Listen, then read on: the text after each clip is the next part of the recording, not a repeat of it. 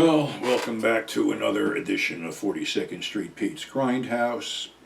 And I always hate to open a show with things like this, but unfortunately we lost a couple more people since our last episode.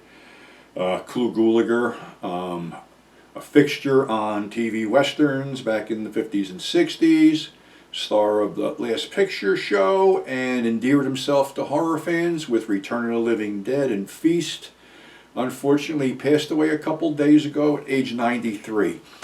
I never had the privilege of meeting Mr. Gullager, but I had friends that had met him, and he was always very supportive of their work and always ready to give an ear or give advice on, films and filming and stuff like that. So, yeah, he will be missed. He was a very cool guy. Also, Judo LeBell. I think he was 89 years old. He was basically the godfather of modern grappling. He was trained by Ed Strangler Lewis, Carl Gotch, and Lou Thez. He ran the NWA territory in California from 1968 to 1982. He even wrestled. His last match was with The Rock's grandfather, High Chief Peter Maivia. He also judged MAA fights and was instrumental in training, I believe, Ronda Rousey. And he was the guy that Steven Seagal said that he could break his chokehold. And when he put Steven in the chokehold, Steven kicked him in the balls, but according to Mr. LaBell, he sort of just went to sleep and forgot that he had to go to the bathroom.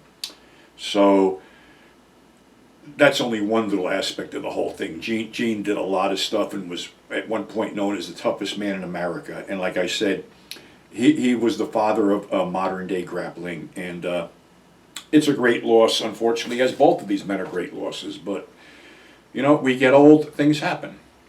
But on to other stuff. Anyone ever hear of a movie from 1989 called The River of Death? Well, being that L.Q. Jones had passed away, I guess, a couple weeks ago, I saw his name on the damn thing on Tubi, and I had seen this before. So I decided to give it another look. And Michael Dudikoff is the star. He was another one of these guys that they always said, he's going to be the next Clint Eastwood. Well, they said that about Ed Burns and a bunch of other guys, and there is no next Clint Eastwood. There is Clint fucking Eastwood. That's what it comes down to. But anyway, this thing is weird because it's another canon film. It has Donald Pleasence, Robert Vaughn, Herbert Lom, and some other people. But basically it starts off at the end of World War II in good old Nazi Germany. And Robert Vaughn is a mad Nazi scientist conducting experiments when he is confronted by a superior who he has an argument with, and basically, I believe his name is Wolfgang, shoots him through the head. What he didn't realize was the man's daughter was hiding under a table and saw the whole thing. And then when Heinrich comes in, this bald-headed officer played by Donald Pleasence, he steps over her father's body. So they're making plans to basically book out of Nazi Germany and go down to South America and continue the mayhem down there. Well, all is well and good until they're getting on the plane when Wolfgang turns around and blows Heinrich's kneecap off, leaving him stranded. Now we fast forward to present day South America, where natives are dying of some weird disease, and we go down there, and there's Dudikoff is Hamilton, the guide. He's with a doctor and the doctor's assistant. Well, they're attacked by natives, the doctor is killed, the girl is dragged off, and Hamilton escapes down the river. Getting back into whatever remote town they're in, and this was filmed in South Africa actually, not South America, he encounters this guy Eddie, a local hustler played by L.Q. Jones, who knows somebody who wants to go into the jungle in the same area that he's in and find the Forbidden City. Well, this is none other than good old Heinrich, now wearing a gray wig. And he's with an assistant named Maria, and they want to go down there. Well, so do two Nazi hunters, male and a female. And this police commissioner, Captain Diaz, played by Herbert Lom, wants another guy to go along who's well-versed in the Indian culture. All right, so they get on this helicopter. They're taken off. Another helicopter is supposed to meet them somewhere else. But all of a sudden, this helicopter starts to have engine trouble and has to land right near a river. And it's a setup because there's nothing wrong with the copter. He takes off, leaving them to the mercy of these river pirates. Well, they shoot it out with the river pirates and eventually drive them off, but now they're sort of screwed. So they find out where the river pirates are camping and basically blow up their camp, steal their boat, and head down the river.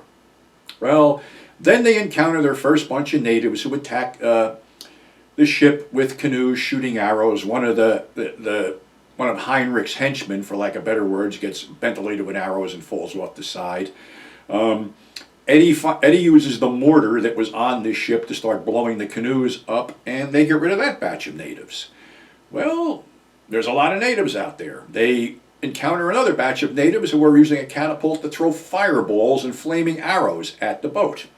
One fireball lands in where the ammunition is, but Hamilton manages to toss a hand grenade into the compound, blowing up most of these natives, but of course their boat's going to go up in flames, so they got to get off the boat. Then they are captured by a bunch of other natives who are cannibals.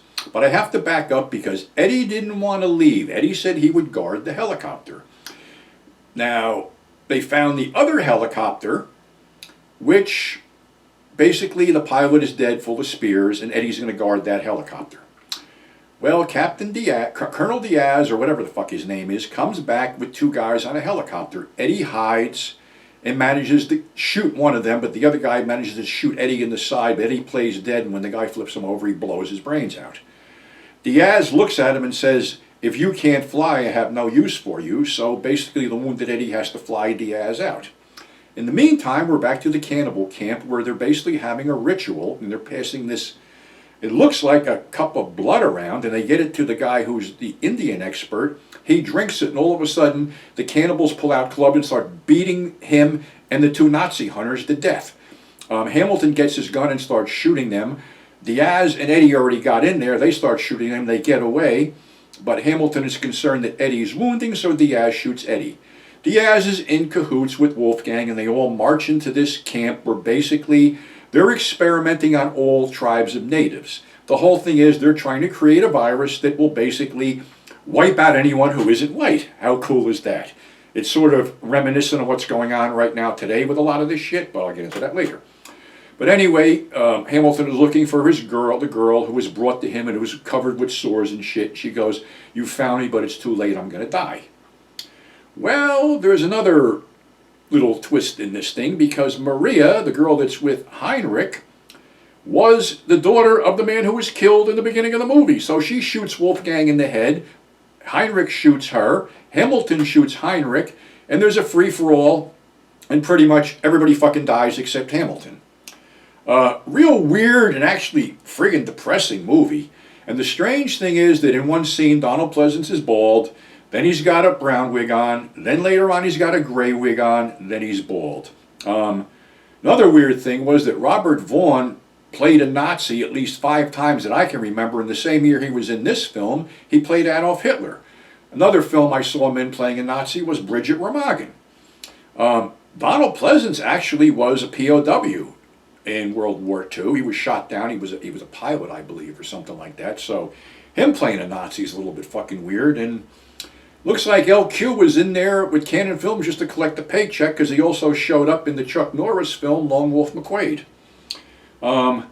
You know, the weird thing about this whole thing is it sort of resonates with what's going on today with COVID and monkeypox, because here you have, you know, COVID, a virus that was basically decimating the black communities and the Hispanic communities, as well as, you know, some of the white communities, but more on that, you know.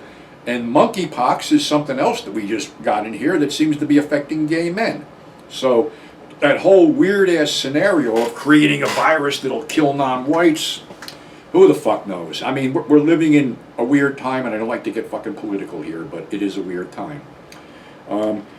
You guys might be a little pissed at me for doing this, but I had to gauge something here. I put the book, which I don't have yet, Two-Fisted Tales of Times Square, up on Facebook to reserve copies because I'm only having 50 printed due to the high cost of printing it.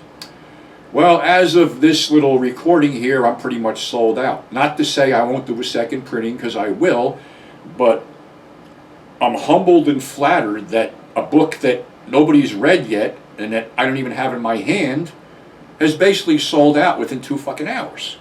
I'm